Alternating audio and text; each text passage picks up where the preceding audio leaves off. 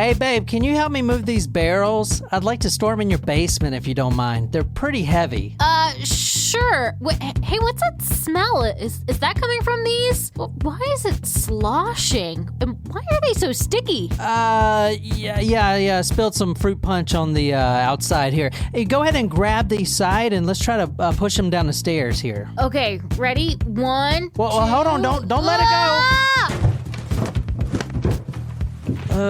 That got everywhere. Oh my God. Is that a foot? It's a nice foot. Yeah, we're breaking up.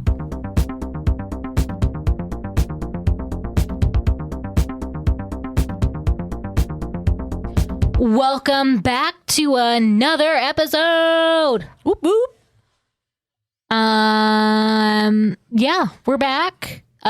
We do want to very first and foremost shout out our newest Patreon members. Yeah. I may have missed this one, so I'm just double checking it. So perhaps this person gets a lucky 2 shout out. Jacqueline, thank you for joining us, as well as Shelly. What's up, Shelly? Hey, Shelly. So wanted to make sure that we reach out to everybody there. And we do have a surprise shot request, very specifically from James. Okay, James. So James actually requested, it's more of a drink, so I made it into a shooter, but it's all booze, so I guess 6 and 1, half a dozen or the other. Surprise shot. Surprise shot. We don't know what they are because they're a surprise. At least I said shot both times. Very deliberately, I guess. No, I didn't mean to say shot, but then realized it as it was coming out the first time and made sure the second time it matched. Yeah, so for you Patreon guys, we just recorded an episode just for you. Tristan Bailey. Tristan Bailey's story. She's a 13-year-old, or was a 13-year-old cheerleader, and you may have heard of that in the news. Actually, Nicole researched that story and put it together for us. So that's on Patreon for you Supremos and tacos of all sorts. For you, James. Cheers. Cheers, James. Is that like Kahlua and Bailey's? Yes, plus vodka. That was a mudslide request. Ooh, that was yummy. If you're new here, welcome. This is the Talk Murder to Me podcast. I put all my sources, photos, and videos on talkmurder.com. So go there and follow along with us tonight. This episode is number 238, if you can believe that, because I cannot. That's a lot. 238. So go to the blog and you can see all the photos.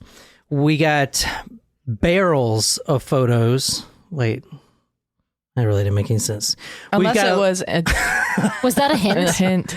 We got a lot of photos on there. Plus, we are doing this on YouTube, and I apologize for not putting the YouTube video out for the last episode out already, but usually it takes me a few days because you got to remember I'm editing all this stuff myself, so it takes a few days to do that. So by Wednesday, the YouTube video for this episode should be out, and you can enjoy that as well. And you can see us and see my pot belly that one of our Supremos had noticed in the last video. I'm just glad she said it about you and didn't comment about like my pot belly or my back rolls.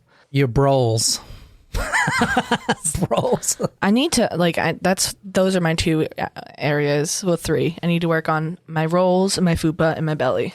Oh, COVID. The COVID-19. Oh, no, this was here before COVID. Let's be real.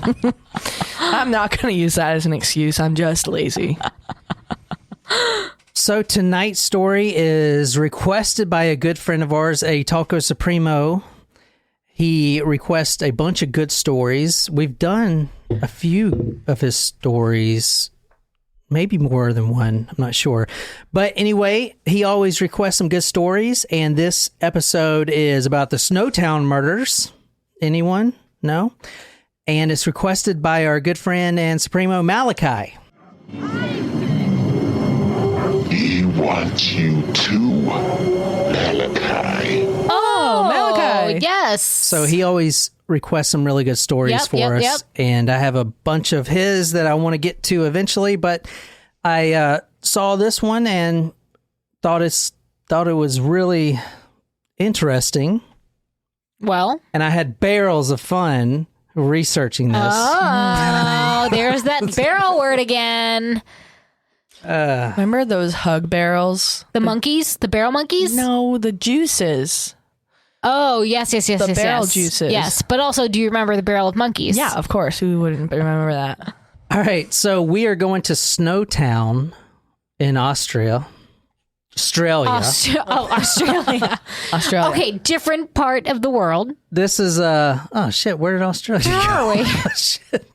Good day, mate. No longer What exists. the fuck? Where did it go?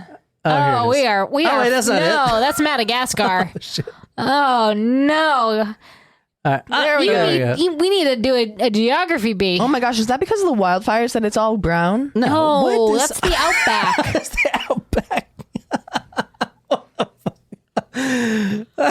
Oh my god. Oh my god, there must be a bunch in Africa too. Oh my god, the whole place is on fire. It's the desert. Okay, I'll stop being mean. Okay. Yeah, because there were wildfires in Australia. You may not remember it because 2020 had so many different tragedies, but that was something that happened. That kicked it off. All right, tonight we're going to Snowtown. This is in South Australia.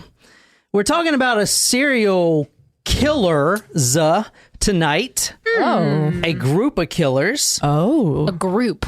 And Like the smiley face Like murders. a cult. so look at this town. That's tiny. Tiny. It's teeny tiny. This is Snowtown. And Is there a lot of snow in Snowtown? no, it's Australia. But this is Snowtown. It's extremely small. We're actually going to 30 Railway East Terrace. So this is East Terrace right here. It actually reminds me of an old Western town. It does. It does. And I like this. I would definitely live here. I wouldn't. But like you saw, there's nothing around it. So this is an isolated town. no, not for me. And That's where I horror could do it if it stories was near the happen. beach, but it's not. so we're on Google Earth here for you guys on YouTube.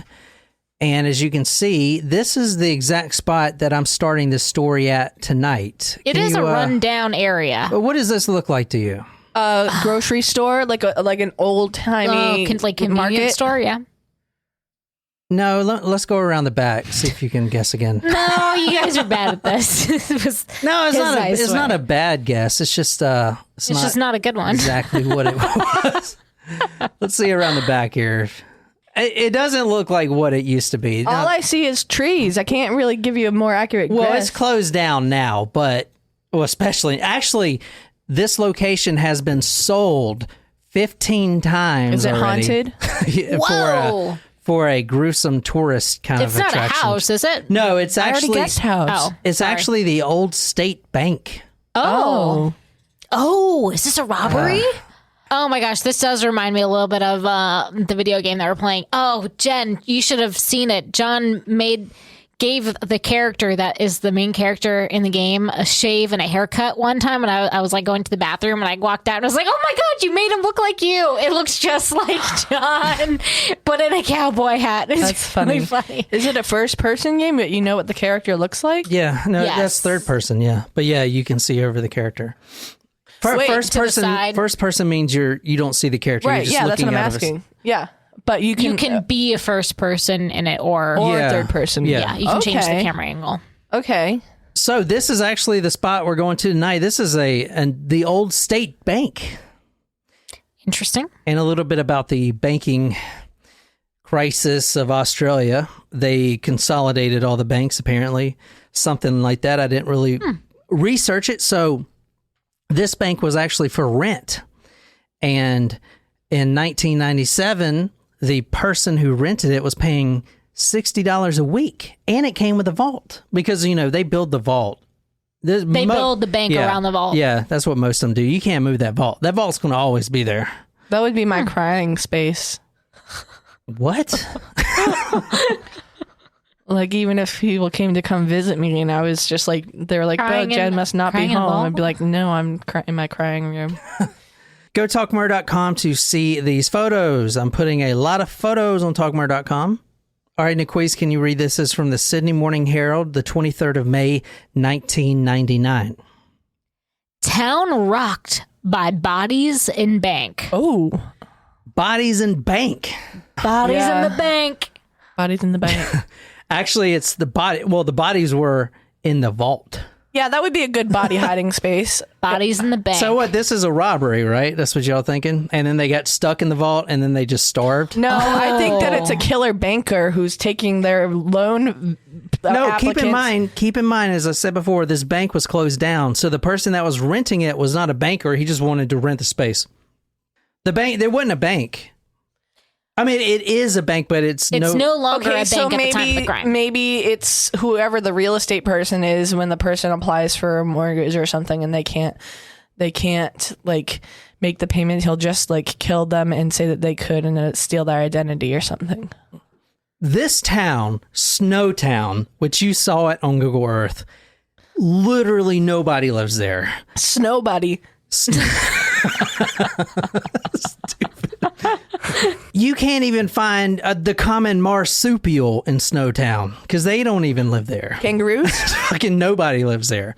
So when this hits the news, I mean, this is the only thing that has ever come out of Snowtown. And there's actually a true crime story that happened 100 kilometers away, whatever the fuck that is. Please use the system that works. That's possibly far or close. I'm not sure. That's the metric system. That's either far or close away. But you're making yourself sound very educated right now. I will say, everyone else in the world uses the metric system. We're the ones that are pains in the asses about it. America. So Snowtown is known for this one thing. They'll always be known for this, and that's the only thing that's ever going to come out of this town. Unless we go there and make a splash. But 100 kilometers away, there was another true crime story, which I have not done. The Truro, I don't even know if I'm saying that right, a town, I think like 12 or 13 bodies were found or something like that, just right down the street. So there's something going on here. Anyway, if you want to... Are they related, or is that what you're saying? Are the towns related? No, are the crimes No, related? the I think story's not kilometers are closest to miles on the metric system. Well, yeah. What else? Well, you Isn't were asking, 100 kilometers like 60 miles, maybe? It's not the equivalent, but it's... Roughly? it's closest to it's closer than a centimeter. What the fuck? Well, that's also in the metric system. That's what I'm saying. Like a mile is closer to a kilometer than a centimeter. I know. That's what... that's...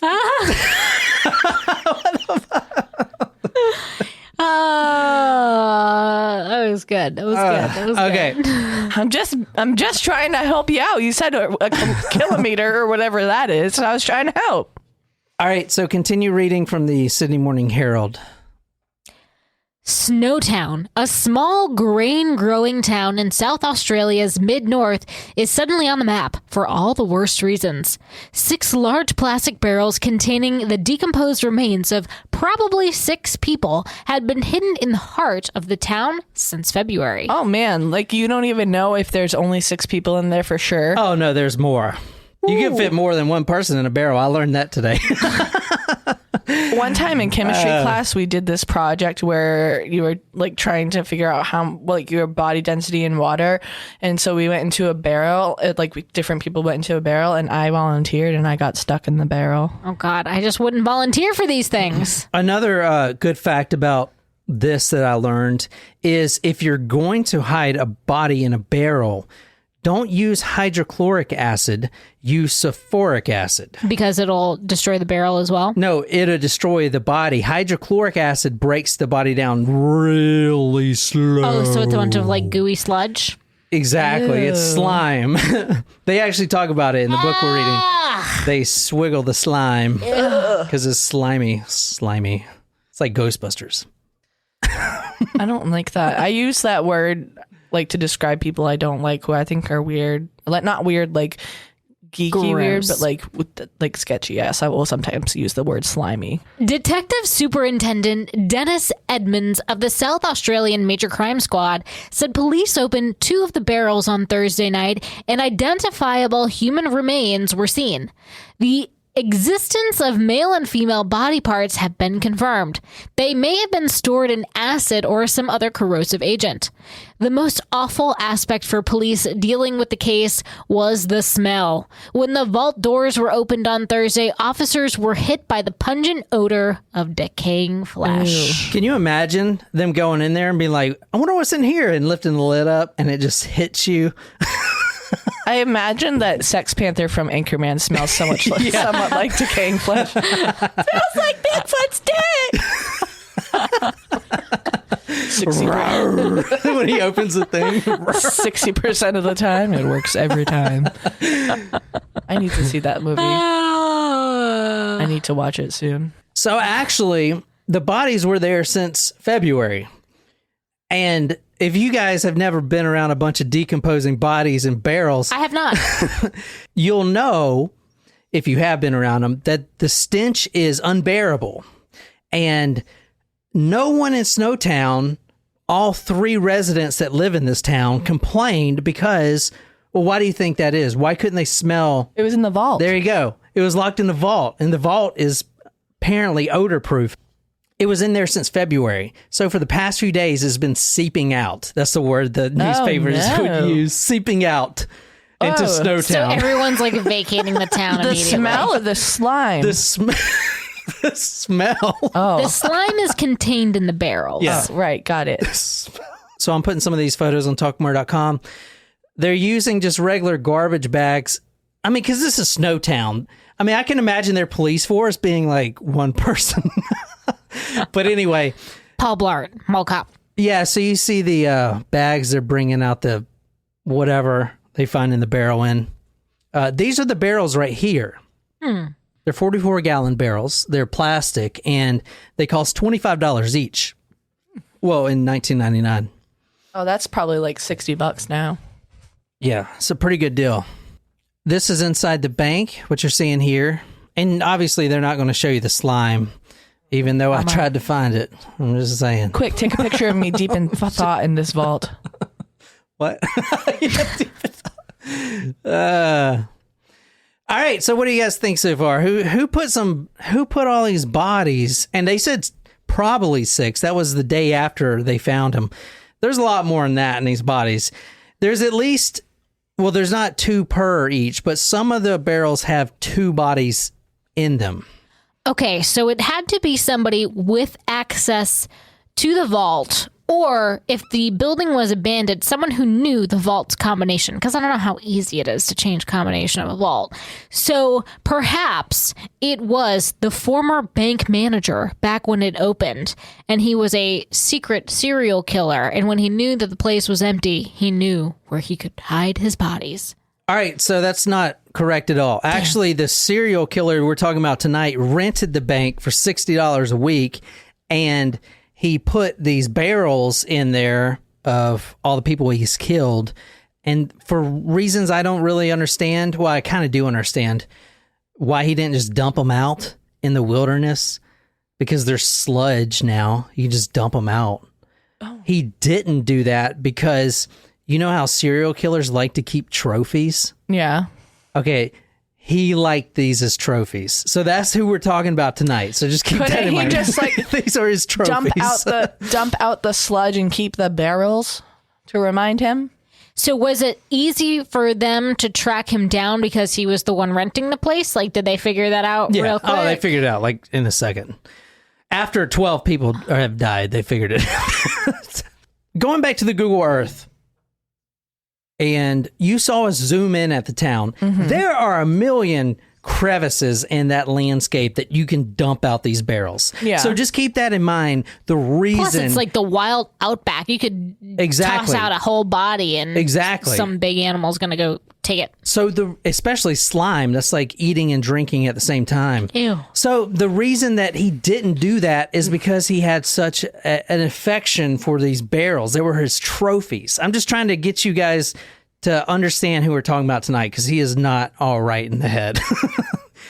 But again, He what killer loves- is all right in the head? He loves these barrels, and My strange addiction. the vault was the best place to keep them. And even the landlord had went into the bank once it started seeping out of the vault, and he tried to open the vault, but he couldn't get in because he didn't know the combination. Okay, so they uncovered this because eventually the smell started getting out, even though the vault was sealed.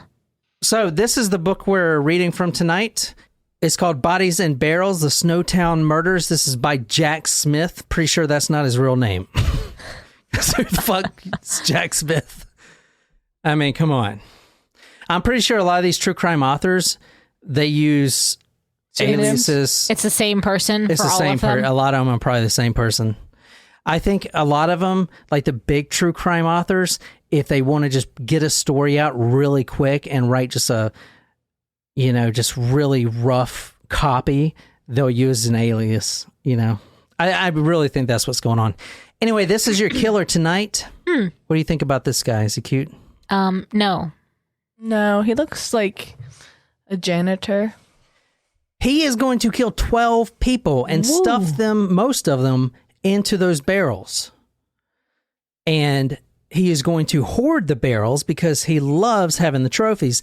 This is his accomplice right here. Whoa! Hey-oh! Flipping the bird. He's the muscle. So there's a He lot. is the muscle. He looks like Ryan Gosling with a shaved head. So there are a lot of players in this story. You could potentially call the main guy, which we just looked at. His name is John Justin Bunting, like bunting a baseball bat or whatever. You could call him a cult leader because that's basically what he kind of was. Okay, as a cult leader. This guy you're looking at now, his name is Robert Wagner. He's the muscle.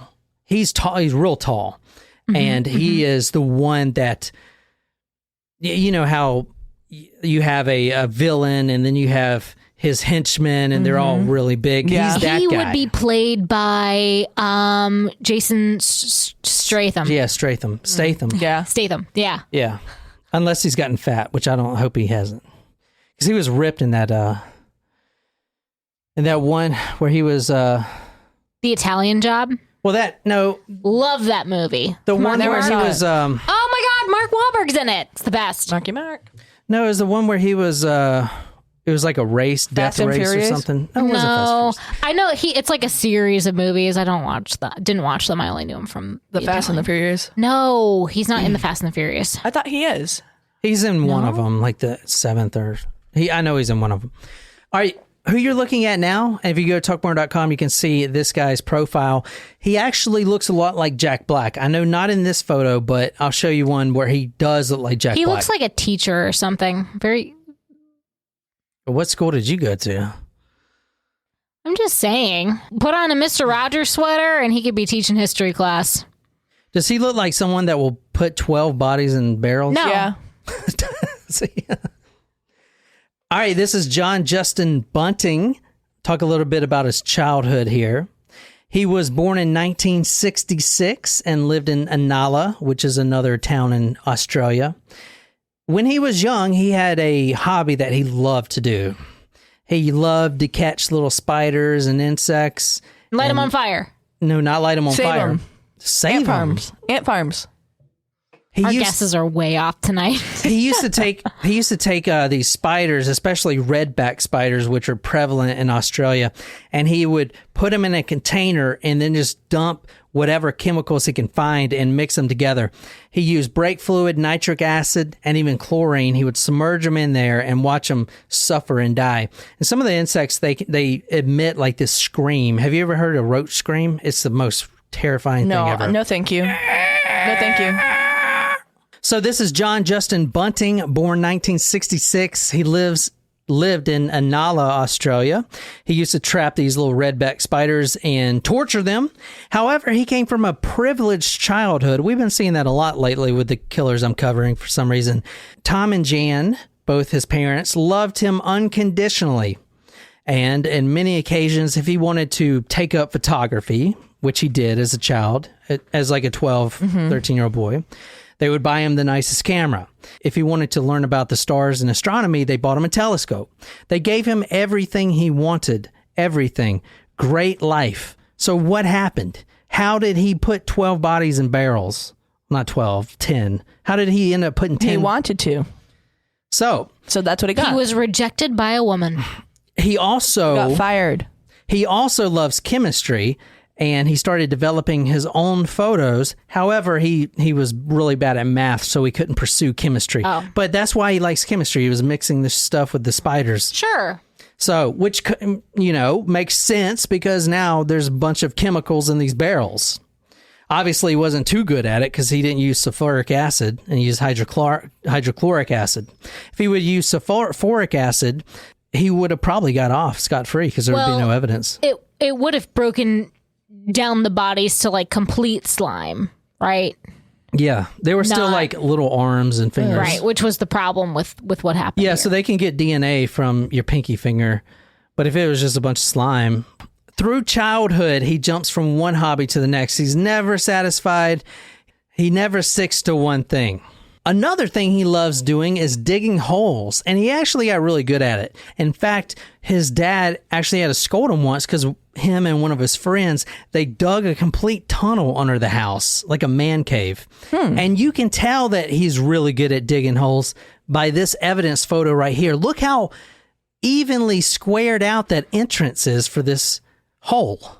Wow. Now, some of the bodies, the earliest bodies out of the 12, were buried. So he would dig a hole and bury them. But look how good of a job he did with digging this hole. It's pretty impressive. But his dad scolded him for that and told him he can't be digging holes in the backyard. Also, a little bit about John Justin Bunting is he loves guns and he loves World War II.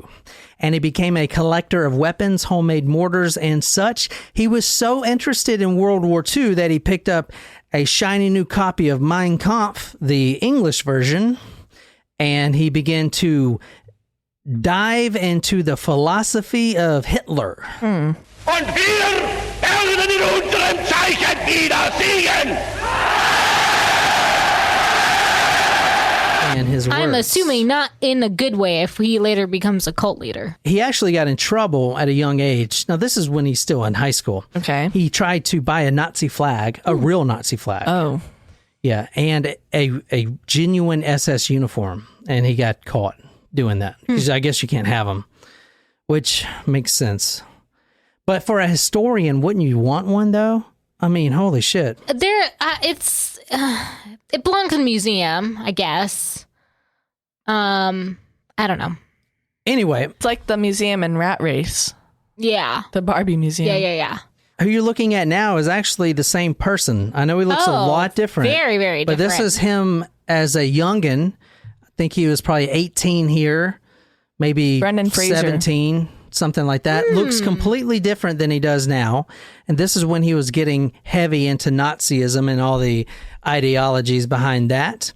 And through Nazism, he learned to hate a group of people. Do you want to guess who they were? The Jews. No, obviously that was the best guess. But no, mostly homosexuals and pedophiles. Oh. And according to... Interesting that he's placing them in a similar category. Well, you're going to see why. And here in Australia... Like that makes no sense. Well, go on. The demeaning term for a homosexual in Australia, which he used quite often, is poofters. We've heard that before, poofters. When John Justin Bunting was a child, 8 years old, he had a life-changing experience.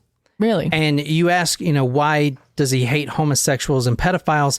Well, him and a friend at 8 years old, he was over at his friend's house. That friend's older brother, his blood, his biological came out the same hole brother, beats up his own brother, which was a friend of John Bunting's, and John Bunting at 8 years old. And then he rapes them, both of them. Rapes his own brother and John Bunting. So he was sexually assaulted and raped at a very young age. Of 8 Okay, years so old. that's where he's tying a connection. Exactly. Now, that brother's father came home and walked in on this. So that brother gets on his motorcycle, escapes, crashes into a tree and dies. Oh. How traumatic. After this moment, John Bunting is going to have a disdain. I don't even know a better word than that. A straight hatred, a venomous hatred for homosexuals and pedophiles, which he considers are the same thing. And he is on a quest, and that's where the cult aspect comes in. He is on a quest to kill pedophiles, to kill homosexuals. That is his mission from God, like that one guy we did talking to Yahweh. What was his name? Michael something. I can't remember. At 15, he becomes a father. Not much is known. Whoa, at 15. At 15, he gets a girl pregnant, becomes a father. Not much is known because he doesn't even know. He disowned the child. It is not mine. I don't even care. Get out of here. Never talked to the child again. Didn't care. He takes menial jobs after he drops out of high school, and he attributes all of this to the sexual assault that happened to him, the traumatic events, and he moves in with a few friends. A lot of these friends are drug addicts. However, this guy you're looking at now, this photo of John Bunting, you can tell more than the other ones, but he was generally a nice guy. People liked him. The people that he worked for, the companies that he worked for, all these menial jobs, would hire him again. They actually really liked him. And a lot of him getting laid off and stuff like that was just the Australian economy at the time. You know, like for instance, he worked for a museum, which I'm going to get into, and they had to let him go, but they gave him a raving reference. They actually loved him. He was a personable guy. He was confident and he was funny and people loved him. And that's why he brought about 10 people into his murder ring. Most of those people actually ended up in the barrels. Oh. One of his friends that he moved into the house with, that friend referred him to a job where he worked, and he wasn't sure at first. I'm not going to like that. The job was a slaughterhouse. He loved it. Oh. His job was organ removal. So you got the cattle coming down, Jen. The cattle's coming down the line. You get the gloves on, although I'd take mine off. Feel the warmth. First you take the spleen out, just rip it out, Jen. It goes all in your mouth. Oh, yeah. Stop it. She's not even looking at you. So he was the organ remover. He removed a kidney, spleen, all that stuff, and he would actually go home and brag about it. He loved it. Loved it. That would, hands down, make me a vegetarian once and for all. Yeah. I killed a horse in a video game the other day, and I was so depressed. Yeah. He was like, oh, but the horse didn't have to die. Yeah. Like, he went over to the horse and made sure it was dead in the video game and then shot it just in case. I didn't want it to suffer. It's a bunch of computer pixels. I was like, don't waste your time. The law's coming. Yeah. He gonna come after you. All right, here you go. There's a good picture of him right here. Wow. This what you're looking at now is a photo of John Bunting sitting on the can in the prison cell reading the newspaper. Is that like a legit, or is he posing because he was at I guess a prison it's legit, museum? yeah. The door's open, like the cell door's open. I mean, They just let them run around with the cell doors open, and he's not even in prison it's clothes. Australia. Who knows what's going on out there? John was a short man, squeaky voice. I used to have a squeaky voice. Actually, when I went through the drive-thru, they'd be like, "Yes, ma'am, come on, pull around." John Bunting was a short man, squeaky voice. He was always trying to prove himself. Okay, that's why the next guy we're going to talk about, we're only talking about two of them tonight. John Bunting and Robert Wagner. There's other players, but if I bring them in, it's going to be too much. I'm going to bring them in as victims, but just remember there's two that we're talking about is John Bunting and Robert Wagner. Okay. So Robert Wagner is the muscle. John Bunting is a short man. He's considered a, quote, nice bloke, end quote, by a lot of people. He once worked in a motor museum. He was painting the floor, but the museum ran out of money. But they gave him a reference like I talked about earlier. So that's the kind of personality he's working with. However, he started getting more into Nazism when he was getting out of his teenage years, and he started openly talking to other employees and other coworkers about how much he wants to beat pedophiles with like an iron bar. He wants to go and find pedophiles and just beat them to death. A cause that probably a lot of people would get behind, Yeah. but like also that's pretty extreme. And Yeah. to just like start a conversation. Yeah. I'm sure unprompted. You know, it's not like you're talking about things. Yeah. Hey Max, what are you doing after work today? You want to Right. go beat some pedophiles with an iron bar? Like, Well, keep in mind, he was raped by an older I get man. it. so- no, and I know it's obviously- extreme, but yeah. But that is probably why he's so hateful of these people, I'd imagine. So he thinks that homosexuals and pedophiles are the same thing. It's literally the same thing. But I think that is like a fear of a lot of people, especially not recently, but an older fear when it comes to the public's view of homosexuality, is that they thought that homosexuals would prey on their children and then, in turn, make them gay, but also, just use them for sexual pleasure. So I don't think that is an uncommon thought process, especially back then. I mean, it was in the 90s, but it's still far less progressive than now. Yeah. Even back in the 90s, it was more taboo than now. Now let's move on to the muscle, Robert Wagner. Let's talk about his childhood. And then we're going to talk about plenty of the murders. I want to really drive home why these guys are being so ruthless and torturing people so just barbarically. Okay. And this is Robert Wagner right here. At 7 years old, he tries to kill himself. Whoa. At 7 years old, he takes some of his mom's sleeping pills, takes a glass of water, and puts a whole handful down his mouth. Now, he's a big kid, as you see him now. I mean, he was bigger than most 7-year-olds, and that size saved his life. Wow. If he would have taken just 2 more pills, he would have been dead. Wow. But they pumped his stomach, and he survived. At 7 years old, he tried to kill himself. So why do you think he would try to kill himself at 7 years old? Any ideas? Depression. Maybe he was being picked on at school. He was being abused. Before he attempted to suicide, his mother noticed him withdrawing and becoming extremely introverted. At 7 years old, it turns out, before this happened, he was sexually assaulted and raped as well. His father left him when he was only 6 months old. He was born in 1971 in New South Wales. He moved to Adelaide, which that's where we're going. We're not going to Snowtown. Snowtown is just where they found the bodies. Right. Okay. They moved from Adelaide, which 11 people were killed in Adelaide. Only one person was killed in Snowtown, and he was actually killed inside the bank. This whole case is referred to as the Snowtown murders. However, most of them, all of them, Got it. almost occurred in Adelaide. In reality, just the bodies were found in Snowtown. Exactly. He was sexually assaulted at 7 years old. The trauma was so bad on him that it made him start skipping class. He drops out of school at 13 years old. He couldn't handle it. It affected him that much. He finds comfort in a new friend, a friend named Barry Lane. Now, this Barry Lane is actually a middle-aged child molester. Now, remember, I'm sorry. His friend that he makes is a child molester. He befriends a child molester, and he himself was molested as a child. Sort of. It's more of the child molester friends him. So he's having trouble in school.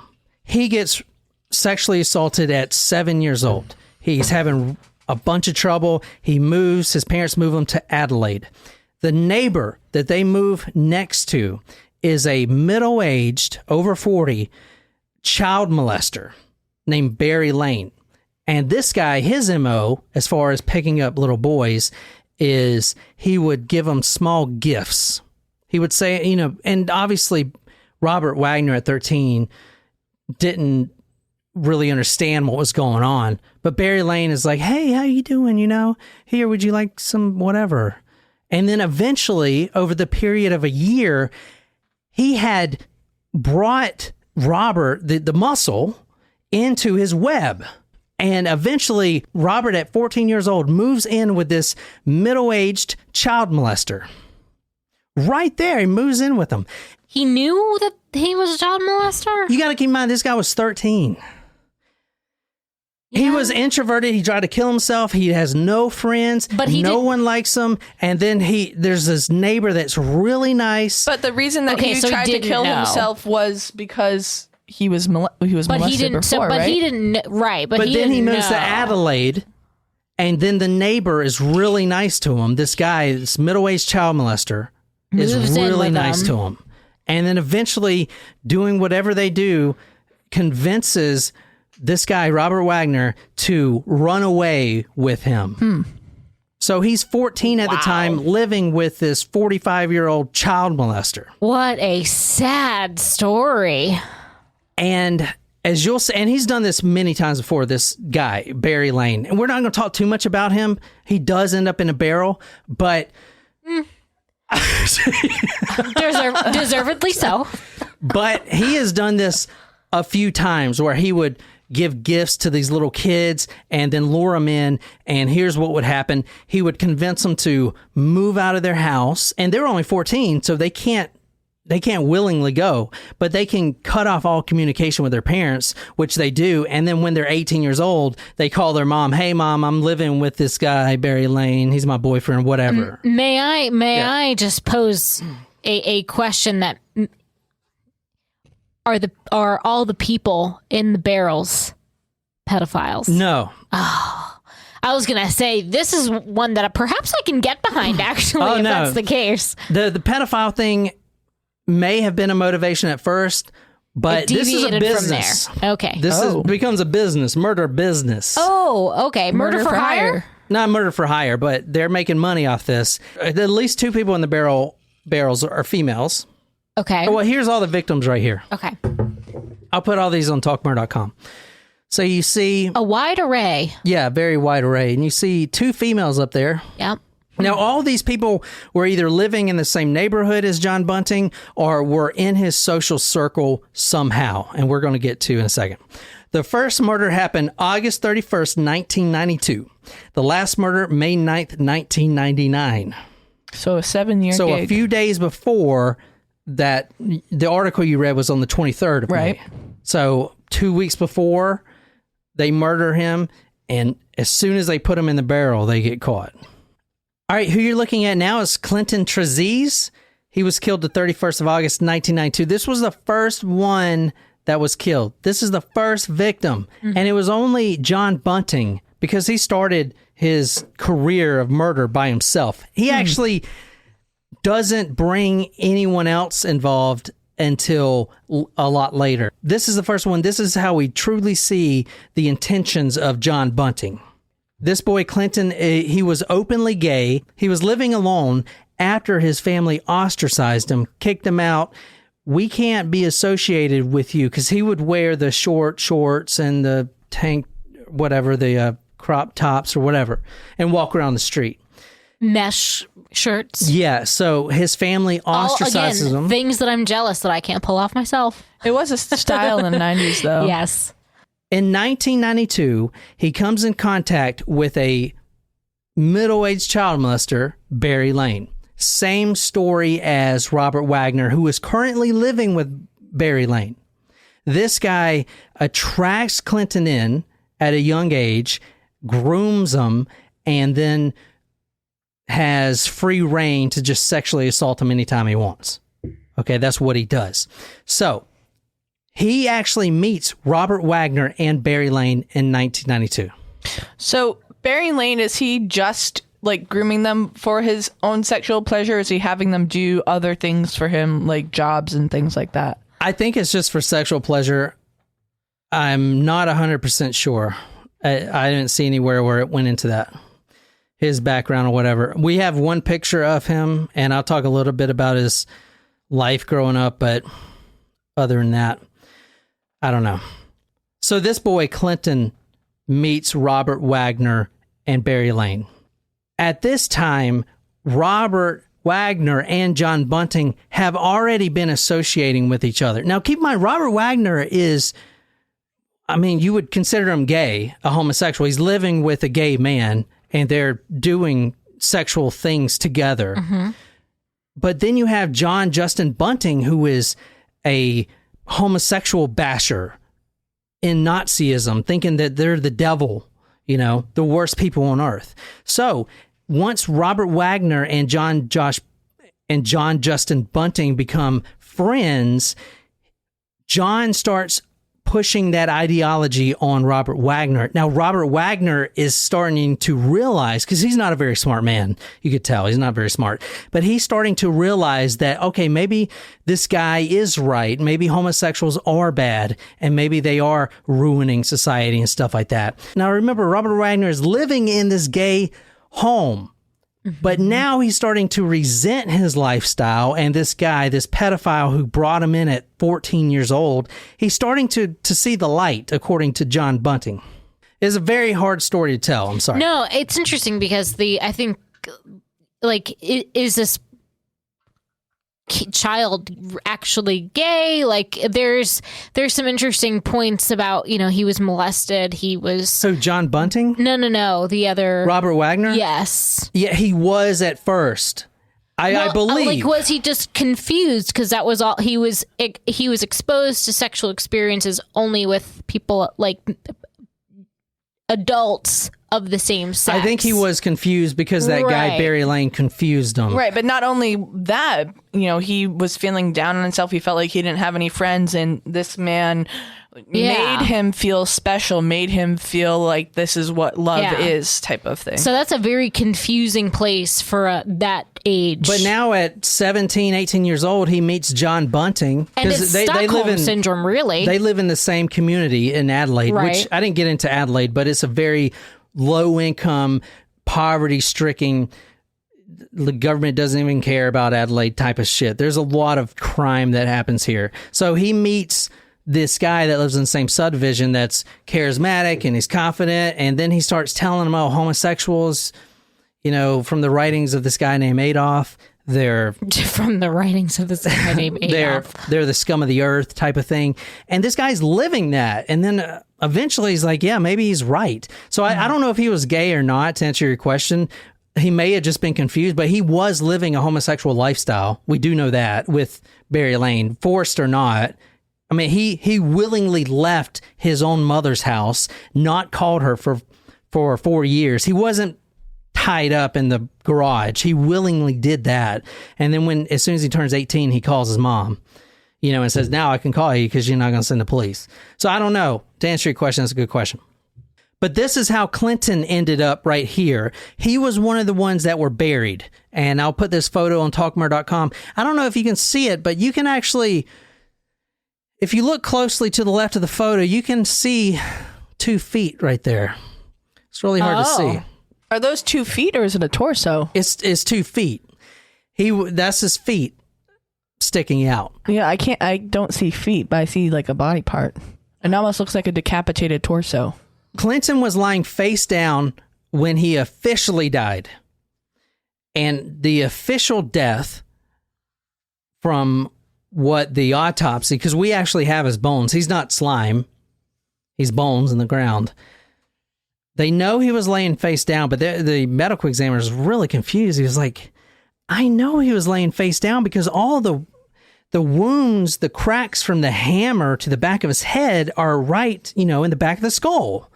So he was laying on his belly, face to the dirt. That makes sense. But why is the front of his skull so fractured?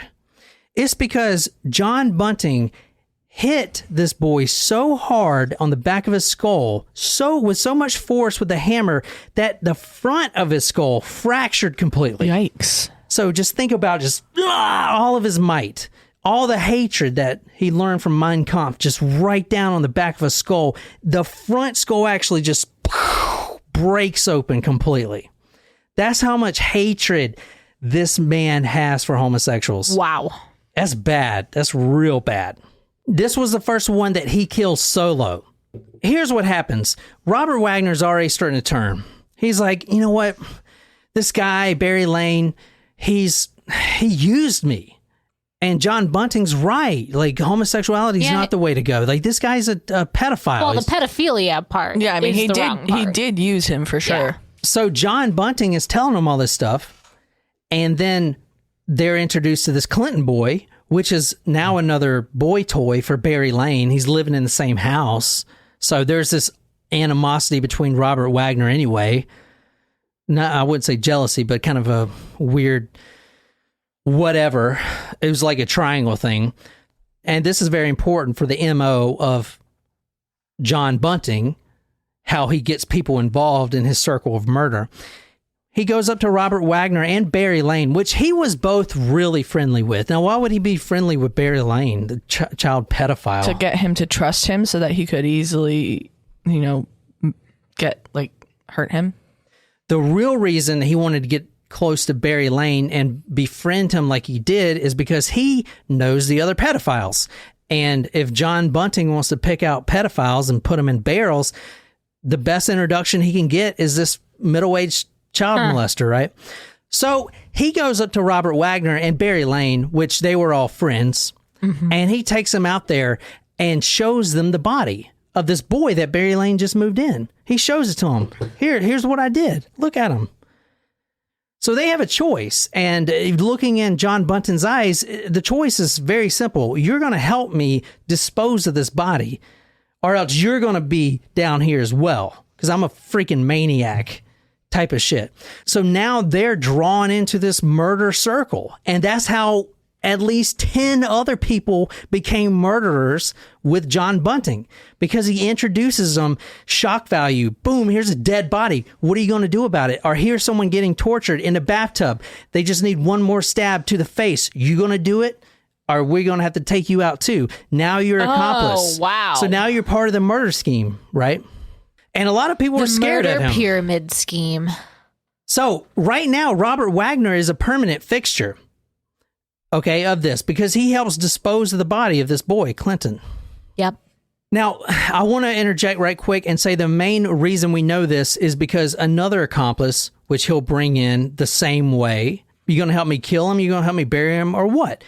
This guy, Jamie Velasquez, he is currently serving a life sentence in isolation in Australia. He was convicted of 4 of the murders, but he's the only reason that we know all of this stuff, how it happened, John's temper, John's hatred, because according to John Bunting, even today, he didn't do anything. But this guy, Jamie Velasquez, who was brought in, turned state's evidence, hoping to get immunity, but he got life in prison, life in isolation. So, I don't know. Wow. All right, here's Barry Lane. That's what Barry Lane looks like. Wow.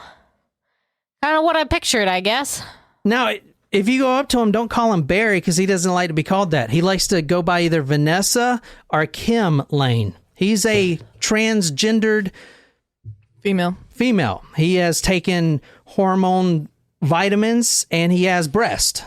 So that's him. Or her. Her. He is also a child molester who, like I said, builds trust with his victims with small gifts. He's done this many and many of times. May I ask, when did she transition? Was it before, while this was going on, and he had, or was it after she was caught? I don't know, because not much is known about him, or at least from the book that I read, they didn't really go into it. I can tell you a little bit about his childhood, but I don't know when he started taking the hormones and stuff like that. I have no idea. But he did go by Vanessa or Kim when John Bunting was introduced to him. So whether it was when Robert Wagner was there or not, I don't know.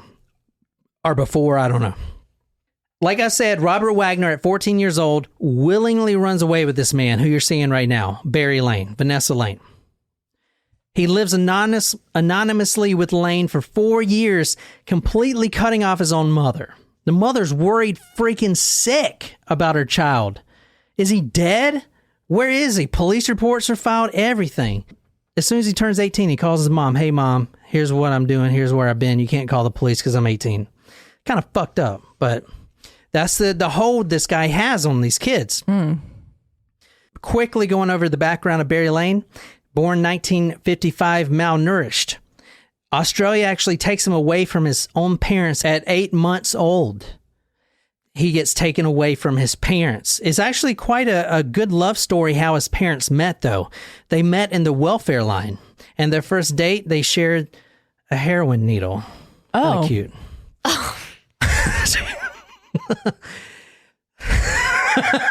Jeez Louise. Barry Lane spent a lot of time locked up for assaulting young boys.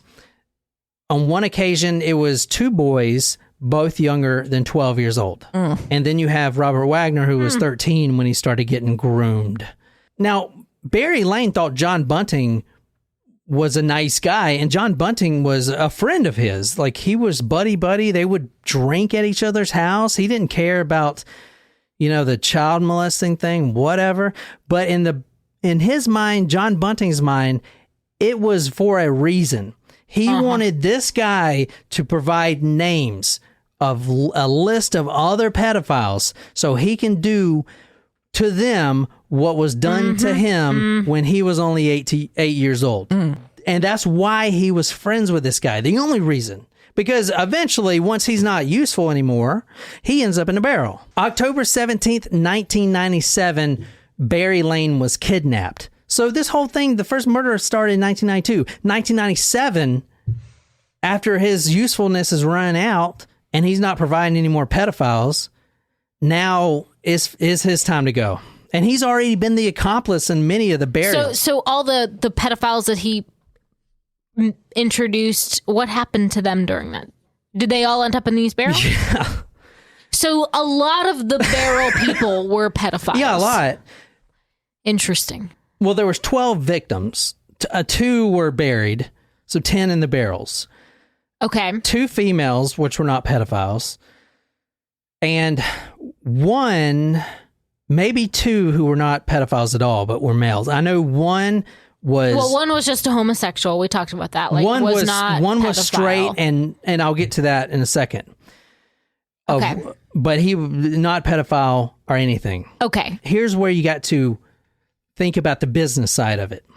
So, John Bunting has this thing that we're going to talk about here in a second. It's called the Wall of Spiders.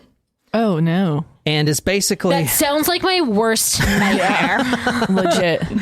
We'll talk about that in a second. That's like when No, the Temple of Doom. Hell no. Yeah, it's like you walk into a haunted house attraction and it's like in here in the room of spiders and then someone jumps out at you. I will actually, I was thinking about this earlier when you were talking about the acid story with, what the guy used to do with spiders.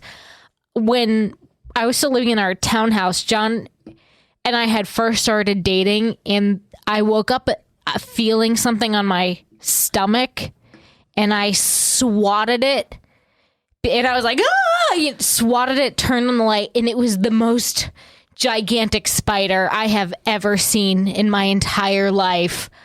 And it was not good because I freaked John out when I woke up screaming like that. But do you remember this? Because I remember, I will never forget how big that spider was that was crawling on me in the middle of the night. It still, now anytime I feel how you just feel like a breeze and you're like, oh my God, is that a spider?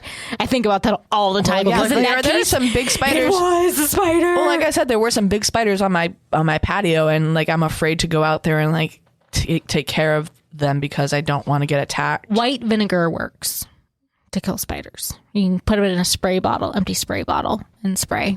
Or you just try to befriend them, be nice to them, and let them crawl on your skin. Nope. And no. That's a hard no for me. October 17th, 1997 is going to be Barry Lane's last day on planet Earth. He was kidnapped by John Bunting, Robert Wagner. He was abducted by aliens. Yeah, legit. He was kidnapped by John Bunting and Robert Wagner, the kid that he had took in, and John Bunting had turned over against homosexuals. I was going to say, he had what was coming to him.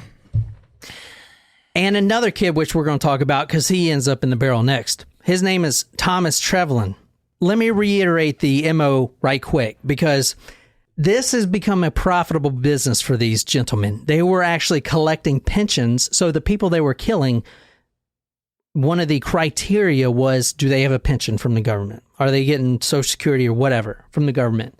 Do they have a steady paycheck that I could just torture their bank numbers out of them and go withdraw the cash myself? Because if they do, then we have a barrel for them. And they were making good money. I mean, I think maybe 10 of the victims had pensions, and they were collecting all that between Robert Wagner and Justin Bunting. It's a good living. It's good living. Remember, I said that kind of earlier. Yeah. Another part of the MO here, and this will come into play shortly, you'll see, and they actually had to learn this over time, but he would make the victims, now this is after they're wrapped up, tortured, which we're about to get into in really minute detail about all the torture methods, but once they're wrapped up, tied up, handcuffs, or maybe a rag that's tying their hands, they're bound up at the feet, they're thrown in the bathtub, they've been beat so hard, they're laying there butt naked, blood going everywhere out of their nose and stuff. They would make them call a relative on the phone right there while they're over them, Robert Wagner and John Bunting, over them, threatening them, just beat the shit out of them. They would make him call his mom or whatever. They would make him be real mean to the mom. So this guy, Barry Lane, calls his own mother, which was, I don't know, 75, 80 at the time. Her name was Sylvia Lane, like that author. Not the author, but, a Sylvia Lane. Need Sylvia Plath? Yeah, that's what I thought you were thinking of. Oh, I don't know. No, Sylvia Lane is like a romance novelist. Oh, I don't know. My mom reads Sylvia I was Lane. going to say, you would know. Your mom reads a romance novelist? Oh, that's weird that you know that. My boyfriend reads me erotica. Yeah, so. we're in the same book club. What? Barry calls his mother Sylvia Lane, who at the time thought her son was just really drunk. Now, he is screaming at the phone, "Fuck you, Mom," because they're telling him to do this. "Fuck you. Don't come look for me. I'm done with life. I'm moving to Queensland. Don't look for me." As soon as he says that, then what's the mother going to do? She go look for him. Well, no, not that. She's not going to look for him because now he just yelled at her not to look for him and he's done with her. Oh, no. If I was a mom and my child said, "Don't look for me," I would immediately start looking for them. Now, Something's wrong. After all this happened, the mothers and even one fiance remembers, "Oh, yeah, I did hear other voices in the background." So they didn't think about it. They didn't think about it, but they did think about it enough to do this. So he is tied up. He is thrown in the bathtub. A dirty sock is inserted into his mouth as a gag. And not only that, duct tape is wrapped around the dirty sock and the back of his head so he can't spit it out. But at first, they like to hear the scream. But, when it gets too loud with some of these torture methods, you got to put a sock in it, or they're going to alert the neighbors. Right. So, Nicole, if you want to read this is from the book Bodies in Barrels. They began the normal tirade of beatings, and then the men took a pair of pliers and began to crush Lane's toes one by one. Through the extreme pain, Lane could barely raise more than a muted whimper. Now, this is very light compared to what they're going to do. They're just getting their groove now, They start ramping it up around this time. But he was strangled to death after they take these pliers and start ripping out their toenails and fingernails and crushing Anytime them. that happens in movies, I'm always like, oh my God, like that makes me cringe more than someone getting decapitated. Yeah. Like that, because you can like really feel that. Yeah. Also carrots. You know what really pisses John Bunting off? What? Is when their victim dies suddenly. Before he's ready for them to die. No, well, not that, but John Bunting is doing this, let's say with the pliers, clipping down on them little nuggets. Carrots. And you see him crack. And then the victim dies because he's choked on his own sock. And unfortunately, John was looking away. What he wanted to do is get right eye and eye with the guy, with a pedophile, with the vision of that guy, that brother that raped him at 8 years old. And he wanted to see that life force exit his body. He wants to see that. He's eye and eye with them. bloodshot eyes, just looking like, where is it? I want to see that soul leave the body. That's what he wants to do. That's terrible. So after he was dead, he was wrapped in the carpet. And now, guess what? What? Thomas Trevelyan is also involved. So that was just Barry Lane. But now there's another guy, Thomas Trevelyan, who was involved. That didn't want to be involved. But guess what? Hey, can you help us out? I need to fix this TV. Can you come over here and just help? Oh, guess what? We have someone in the bathroom, and I want you to take these pliers and start clamping down on their nails. Now he's involved. Because what's he going to say? No? Fuck no. He's not going to say no. I mean, you got Robert Wagner, his big dude, muscle guy. He ain't going to say no and then try to run out. Now, going back to the wall of spiders, Barry Lane helped him build this, what John Bunting would call the wall of spiders. Barry Lane's name was actually in the middle. Okay. I mean, he never saw this, but it was a cork board. You know, if you go into a detective station, CSI or whatever, they got the cork and blue string, red string go into each name. Mm-hmm. That was what this was. Barry Lane was smack dab in the middle. And they were just figuring out all of his connections to other child molesters. And then like another child molester or pedophile, and this board was filled up. A lot of the names weren't murdered because they didn't have time, but filled up with pedophiles. And then that was called the wall of spiders. He would call them spiders. Yeah, because I mean it looked like a spider's web with all the things. Well, that's less scary than like what we initially thought. From my worst nightmare. Yeah. He would call these people dirty, quote, dirty, end quote. So here's the dirties. The dirties. I mean, it's a wall of pedophiles, so... Yeah. Yeah. Now, the names were all linked with blue string. They were all coming from Barry Lane, but once they stopped finding victims for him, they had to snuff him out too. He would select a name and start terrorizing them immediately without them knowing. He would call them on the phone and start yelling, cussing at them, telling them he's going to kill them. Just complete rage maniacaholic. He would actually go and to their work, pour brake fluid on their cars, which would eat the paint. He would graffiti everything. He would start creating these detailed records, including the types of deviances for each one. So Barry Lane's, for instance, his little note card on the wall of spiders included, quote, waiting around near public toilets for children, end quote. Wearing, quote, poofter pants, end quote, which are pants that are too revealing. Quote, punching dung, end quote, which is having gay sex. Ugh. And I know, Jesus Christ. I don't like that term. And flaunting homosexual lifestyle. He was known as a rock spider, which a rock spider to him is a, quote, known toucher, end quote, of boys ages 12 to 14. And also Barry Lane, he put on his note card that he did not physically torture, but use psychological tricks such as gifts. And he found out this information from Robert Wagner, obviously. Lane was then thrown into a 44-gallon drum, and he was the one that was stinking up the bank. One of them, one of 10. Now, Trevelyan, this guy named Trevelyan, who you haven't seen yet, there's not actually a picture of him, but he was already mentally disabled when he came into all this, and he's just a kid. But now he's just been an accomplice in this horrific murder where this dude's squeezing his fingernails off and stuff like that. He starts suffering mentally, and he becomes a liability. He becomes violent. I believe he was schizophrenic, and he stopped taking his medications. And John Bunting noticed that he was a liability. And this is what he looks like now. Or this is the only real picture we got of him. Oh, wow.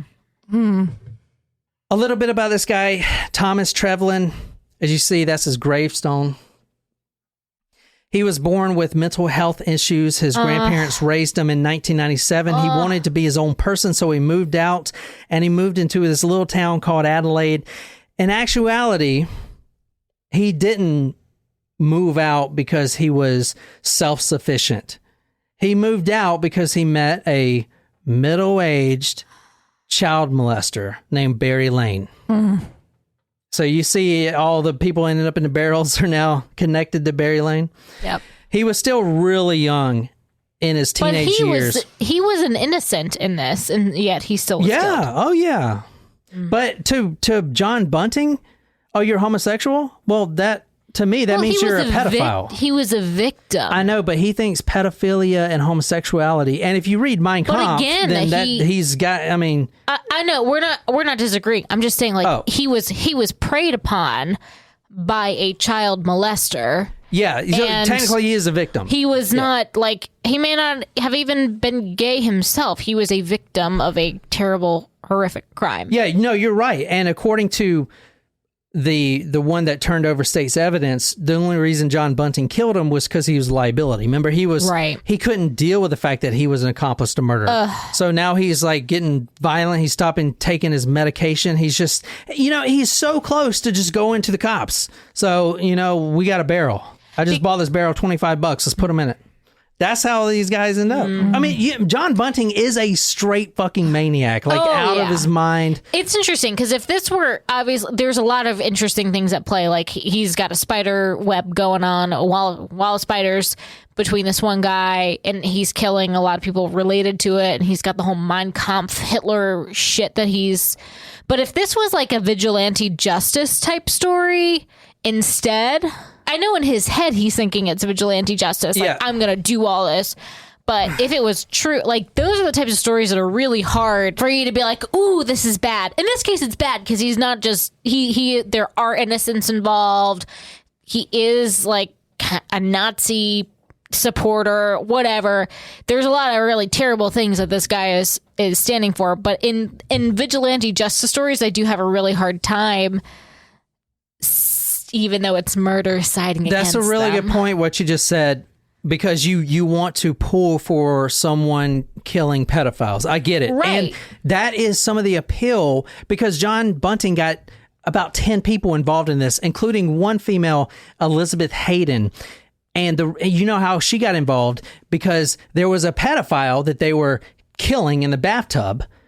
And now she is on the side of, oh my God, I get to kill this pedophile. Yes, I'm making the world better. So that is how he united all these people. That was one of the things. In reality, he just loves killing because he's a fucking psychopath, and he wanted the pensions. That's the reason he did it. Right, well, this is not like a selfless act. Right. Yeah, exactly. Exactly.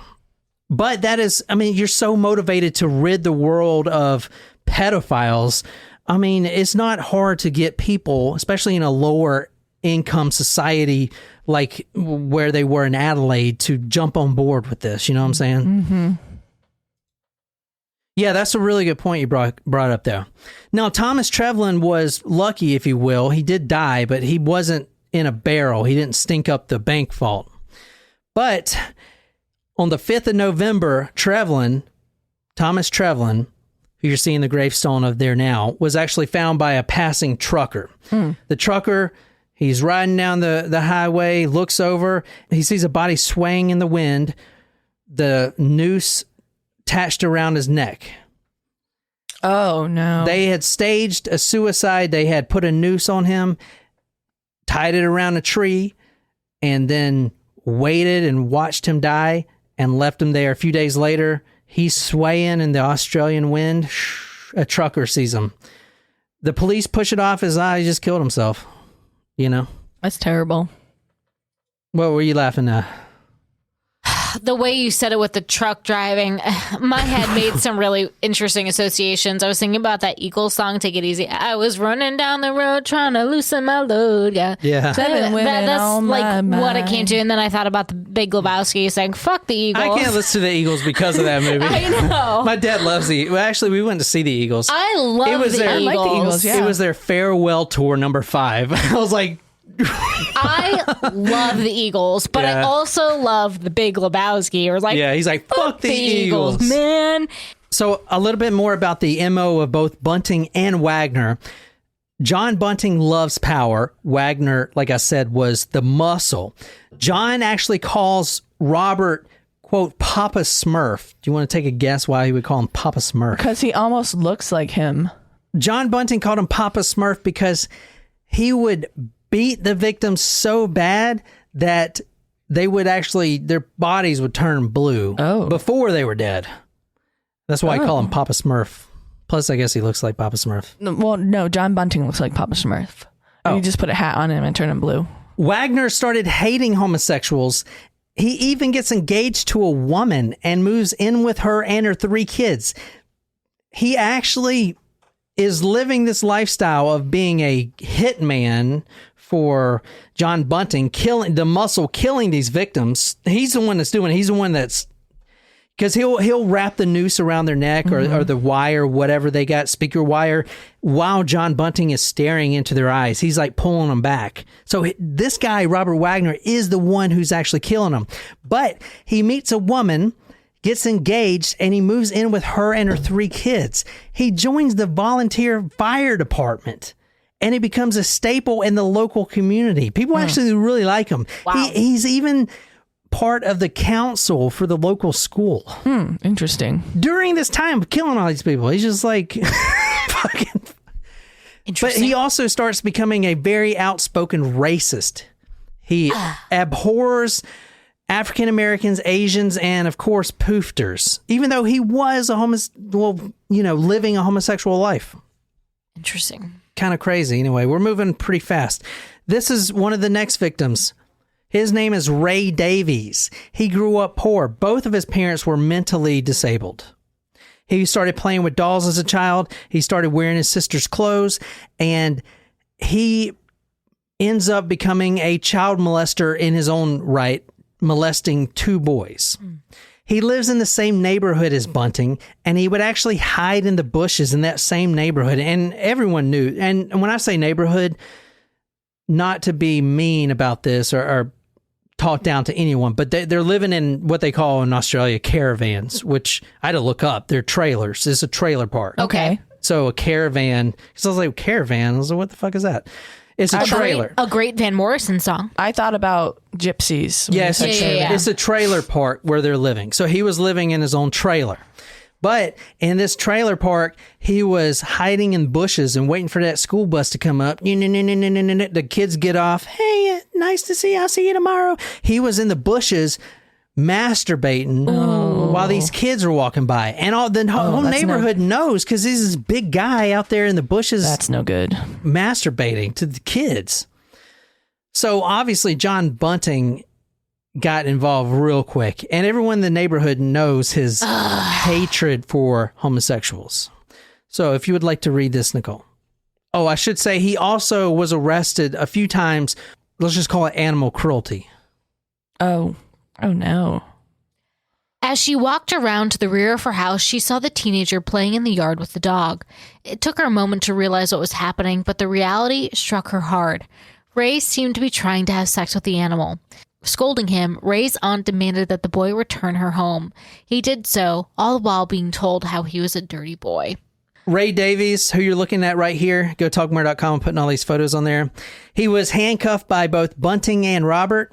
He was dragged upstairs and thrown in the bathtub. He was stripped down naked, and Robert Wagner takes a one of those hand car jacks, like the wrenches, the car wrenches. Yep. What were they called? I can't remember. A jack. Yeah, car jack. Well, not like a hydraulic jack, but like a car wrench thing. A tire jack. Tire jack, yeah, or whatever. Tire iron. Tire iron, yes, thank you. He takes a tire iron, and this guy, Ray Davies, is in the bathroom, in the tub, bound up. His feet and his hands are bound up. He's butt naked. Robert Wagner takes his tire iron and just starts hitting his testicles. Boom, boom. And this is going to become the MO for all the other victims. He wouldn't stop. John Bunting wouldn't let him stop, because John Bunting is looking in his eyes the whole time he's doing this. He's not releasing eye contact. He's waiting to see that suffering. Mm-hmm. So he's hitting the testicles so hard that they actually increase to the size of a baseball, each one of them, and that's when Robert Wagner stops. Now, at this point, another accomplice is involved for the first time. Her name is Elizabeth Hayden, and this is under the premise that, and she knows this because she lives in the neighborhood, she knows this guy is masturbating in the bushes. To kids. She knows he was trying to have sex with all these dogs. Like, she knows this guy's a pedophile.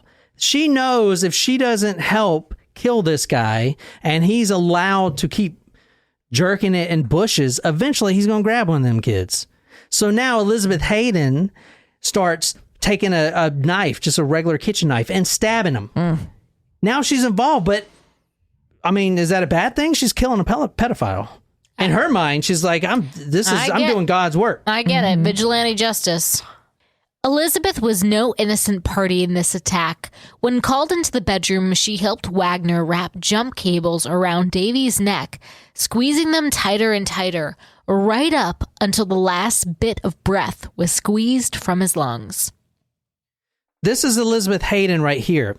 So she ended up in a barrel herself. Yeah, she is actually in one of her own barrels, I think. She'll actually die on November 1996. She was married to a friend of John Bunting's named Mark Hayden. They had kids, Mark Hayden and Elizabeth, they had kids and a whole family. John Bunting was having an affair with her, Elizabeth Hayden. I should mention, as a pseudo-cult leader, he's having sex with a bunch of, random women, all of his friends' wives. Number one rule of a sex cult, have sex with everyone's wives. So Elizabeth Bunting will be placed in a barrel too. Her death was November 1996. Robert Wagner and John Bunting took care of her. Now, not much is known about what they did, but here, if you want to read this is from Bodies in a Barrel book. According to Bunting, he and Wagner had gone into the home and sliced and diced the body. They cut her up and put the pieces in the bathtub, with Bunting even describing a moment when Wagner had used the dismembered head as a puppet, telling John to kiss it. Give her a kiss. Come on, give her a kiss. He's like, got her hair. Give her a kiss. Come on, give her a kiss. They're laughing the whole time. The victims, they're... John Bunting worked in a slaughterhouse, remember? He actually likes dismembering the bodies. He does not mind this at all. Oh, he loves it. He likes dismembering the body. So they cut off her head, and then Wagner is, being a funny guy. Give her a kiss. Come on, give her a kiss. You fucked her. You give her a kiss. Kind of shit. Ugh. Crazy shit, ain't it? Gross. Not right. Now, another part of the MO here that I should mention, and they start doing this as well, and this is actually extremely intelligent for anyone taking notes. They would kill someone, put them in a barrel, whatever, get rid of the body, and then people would be asking, where is so-and-so? Individually, both Wagner and John Bunting would go around the neighborhood and just start this whisper campaign, oh yeah, I heard what's his name went off to Queensland with some floozy he met or whatever. I don't know if that's true, but I heard, what I'm saying? They would create these rumors, and that is one of the reasons why police couldn't catch on, because they would would suspect John Bunting knew more than he let on, but then they would go to the neighbor. Oh yeah, I think the guy went to Queensland with some floozy. That's what I heard, at least. So that was actually really smart that they were doing that. I don't think I've ever seen anyone do that before. However, police did finally find CCTV footage of Bunting actually withdrawing bank monies. And you can see here, this is one of the photos of him withdrawing one of the pensions that was deposited into one of the accounts after he would, kill them. So they're like, oh, okay, they went to Queensland, but they're not spending any of their money, and now you're withdrawing their money? It's kind of weird, isn't it? Kind of shit. Let's talk about the last murder. I'm sorry this is so long. I'm really trying to get this done. This is Fred Brooks right here, who you're looking at. Nice looking kid, teenager. He is not a pedophile. He is not a homosexual. He actually has a girlfriend and has aspirations to become an Air Force, become an airman in the Air Force. He's got good grades. Everything's good about this guy. So why does he die? Because he stood up to them. Huh? He stood up to them? He sees kind something. Of. That's a good guess. On September 17th, 1998, right before he was going to go to the Air Force to do his basic training, he was reported missing. Now, he is the son of a lady named Gail. Her name is Gail Hayden. If the name Hayden sounds familiar, Elizabeth Hayden just ended up in a barrel. Right. So her sister, Gail Bunting, is also having an affair with this girl named Gail. Okay. The sister of the one that just ended up in barrel, which was, I know this is crazy, but which was the wife of one of his friends. I know it's kind of... That is a twisted love rhombus. Yes. He is the son of the sister of one of the women, Elizabeth Hayden, that ended up in the barrel. So John Bunting starts having an affair with Gail, and Gail's got a son, and he's really cool. His name is Fred Brooks, and he's 12, 13 years old at the time. John Bunting is like a father figure. But guess what? Fred doesn't fucking like him at all. He's like, I see right through you. I don't like you. I'm not going to call you dad. I don't want to go fishing with you. Fuck off. That's his downfall. That's the only reason that John Bunting decided to kill this kid, and he does it in a very barbaric way, is because he was turned down by this kid. Trying to be his dad, his father figure. And this kid's like, fuck you. I see right through you. You're violent. You're a piece of shit. I don't want anything to do with you. He's 12 years old when he told him this. Wow. So. Good for the kid, but... Yeah. Well, I mean, it didn't end up being that good. Correct. Yeah. September 17th, 1998. Next, Wagner and John took off the teenager's trousers and shirt before laying into him with a savage beating. A lit cigarette was inserted into Fred's nose and another in his ear. John laughed, blowing the lit tip to keep it going. They also brought in a new device called the Variac machine. You want to take a guess what that is? I feel like I've heard of this machine before. They sell them on Amazon. You remember the Robert Wagner story we just did? It kind of reminded me of that. It's not a sex thing, though. This is just, it introduces current to like start your car or whatever, your boat battery. It's an electrical stimulator, but it's not for sex. It's called a Variac machine. In fact, this is the actual cord from the evidence locker room of the one that they used. This one in particular went up to 260 volts. And Nicole knows how that feels because she got shocked with 120 volts like 2 weeks ago. It was like 2 months ago at this point. How much did that hurt, 120 volts? It hurt. So think I about... could feel it in my arm for a while. Oof. So what would it feel like doubling that? Yeah, that would really hurt. And then put that doubling straight on your testicles. Wrap them around your testicles. Well, I do not have testicles. Well, you know what I mean. I'm sure it would hurt tremendously. Mm-hmm. John Bunting, who was refused as a father figure by Fred, they capture him, put him in the bathtub, strip him naked, attach his Variac machine to his testicles. And this guy's not gay. Fred Brooks isn't gay or pedophile or anything. But John starts asking him questions about this random local girl, saying, did you molest this girl? Which is not true. He's trying to make an excuse for what he's doing. In reality, he was turned down by this kid because he's a piece of shit, and he hates that. So every time he would answer the question truthfully, but according to John Bunting, not truthfully, the way he didn't want it to be answered, he would increase the voltage. And it goes from 10 to 260 volts until he starts screaming because the voltage is going straight through his balls. He starts agreeing with everything. Yeah, I raped her, whatever, just because the pain hurts so bad. He starts screaming. And this is the first time and the only time that John Bunting took out a voice recorder and recorded the torture. And he would later replay it back. And there was even a part where Wagner punches him in the face. Boom. Right in the face. And they would both laugh about that. Oh, that's where you hit him right there. I heard it. Boom. That's so dumb. Why would you record that? That could potentially Very be used against you. Yeah. The crocodile clips were attached to Fred's body. The first was snapped onto the teenager's penis, while the second was clipped to one of his testicles. Setting the dial to 20 volts, Bunting delivered the first burst of electricity. Next came the sparklers. They actually brought some sparklers from home.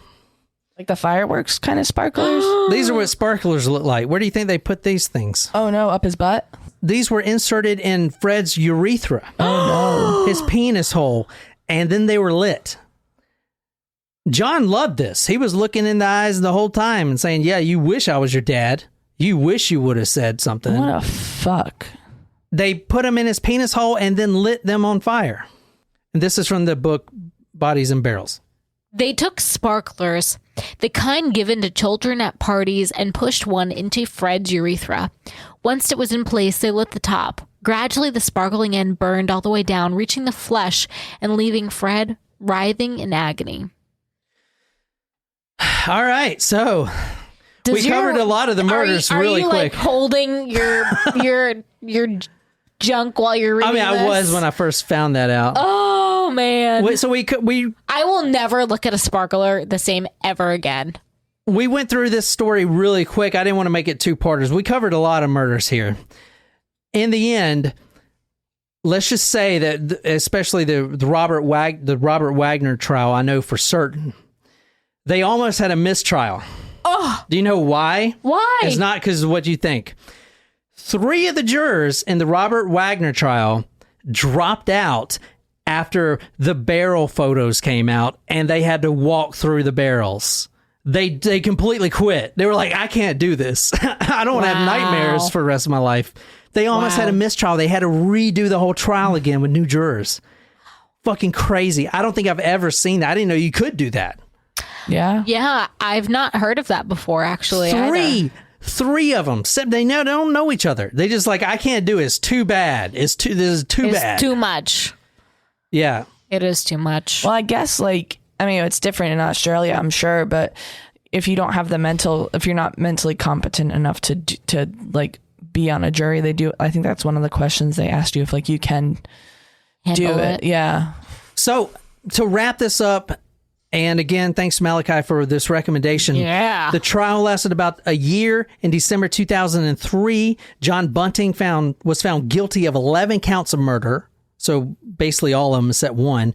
Robert Wagner was found guilty of 10. Mark Hayden, who we didn't really go into, he was brought into the murder scene. They actually, 2 of the victims. Same last name, Hayden. Yeah. Oh, yeah, Mark Hayden, he was convicted of 5. I didn't get into this, but Mark Hayden was the husband of Elizabeth Hayden. Okay. The whole time Mark Hayden was involved in this, he actually was told by John Bunting that his wife ran away from him.